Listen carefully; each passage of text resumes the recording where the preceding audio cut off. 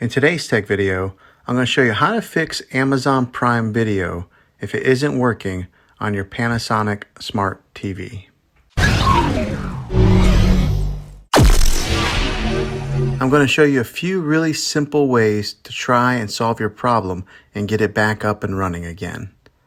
The first one is the easiest one to try, and that is to unplug your TV from the wall outlet and wait 60 seconds. Now don't be impatient, wait the whole 60 seconds, then plug it back in. This is very different from turning your TV on and off with your remote control. This is what we call a hard reset of your TV, so make sure you do this method.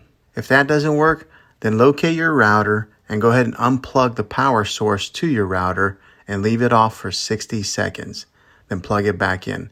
It'll probably take a couple minutes to reboot and get back online, but see if that works.